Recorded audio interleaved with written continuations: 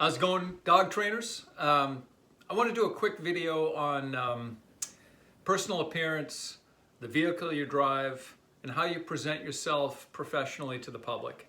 And contrary to what you probably think I'm going to say, I don't think you need to get monogram shirts. I don't think you need to wrap your vehicle. I don't think you need to do any of that stuff.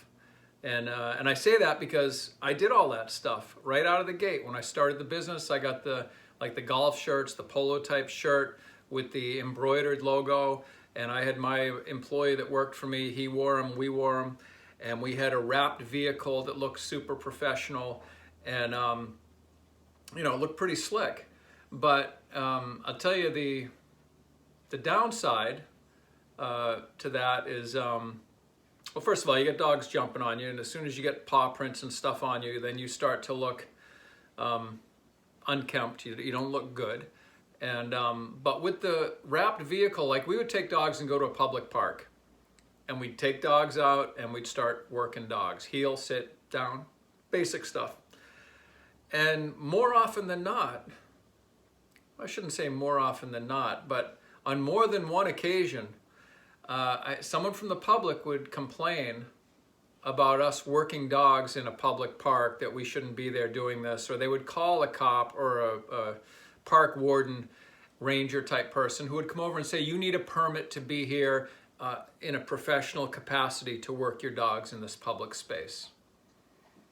All we're doing is walking the friggin' dog around, but somebody would call, and I could do exactly the same stuff if I went in an unmarked vehicle. If I took a pickup truck or a van, pulled up, took dogs out, started walking all over the park, no one would say a word because we just look like members of the public, So that was a bit of a hassle, when you're attracting negative attention in a sense by having your wrapped vehicle and doing that kind of stuff.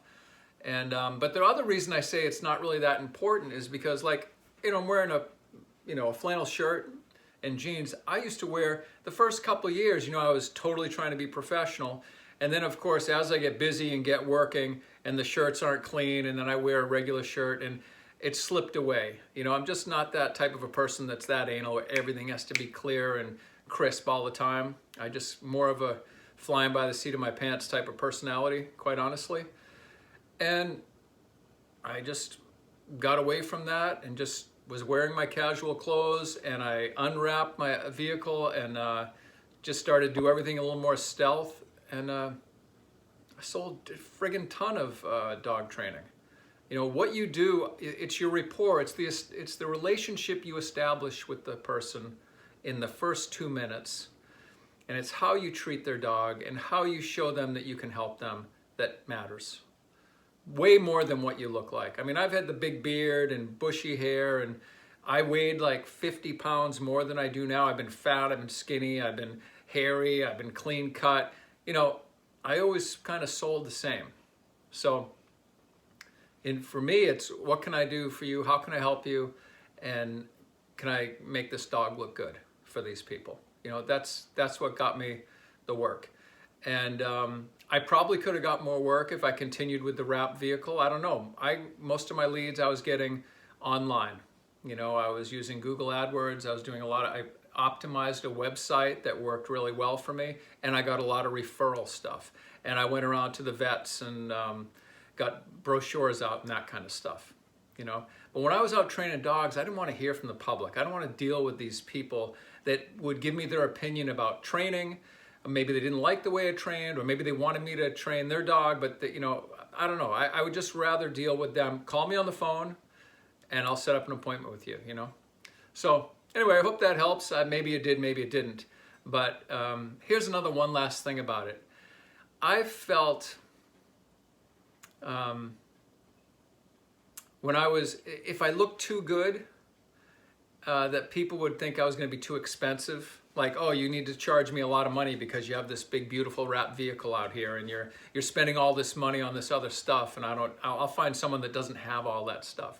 So I tried to, I think, maybe not totally consciously, but I tried to create a more humble appearance when I met with people. like kind of like I'm just getting by, I'm just making a living. You know, because if anyone, sometimes when people balked at a price, I'd say, have you seen what dog trainers make? I mean, do a Google search. The average dog trainer is making like 35 grand a year. We're not getting rich out here, you know? And so anyway, I hope that helps you. I just want to share a little bit about appearance, the vehicles. Of course, you don't want your vehicle leaking oil all over someone's driveway. You don't want to pull up with black smoke coming all over, you know. I'm not talking about crazy stuff. I'm just saying, don't go out and bury yourself in a car payment or a truck payment that you really can't afford because you think it's going to help you and your business. You don't need all that stuff. You know, keep it simple. Keep the overhead low. Make some money. Put it in the bank. That's it, guys. Peace.